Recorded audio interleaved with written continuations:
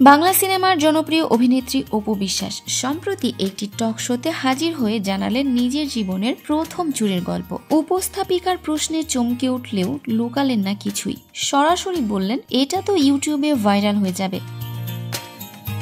আর তারপর একেবারে সোজা গল্পে গেলেন শৈশবে। তৎকালীন অপু বিশ্বাসের মা ছিলেন এক মহিলা সমিতির সভাপতি। সমিতির পক্ষ থেকে তার মাকে দেওয়া হয়েছিল প্রায় 50টি দেশি লাল মুরগি। সেই মুরগির টানে পাড়া মহল্লার অন্যান্য আন্টিরাও শুরু করেন মুরগি পালন।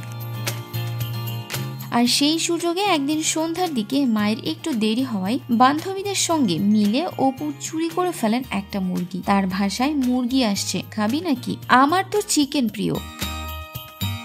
অপু বিশ্বাসের ব্যক্তিগত জীবনের গল্প নতুন নয় দর্শকদের কাছে। 2008 সালে শাকিব খানের সঙ্গে গোপনে বিবাহ, 2017 সালে টিভি লাইভে সন্তান জয়কে সঙ্গে নিয়ে সেই বিয়ে প্রকাশ, আর 2018 সালে আনুষ্ঠানিক ডিভোর্স, সবকিছুই তাকে আলোচনায় রেখেছে বছর জুড়েই।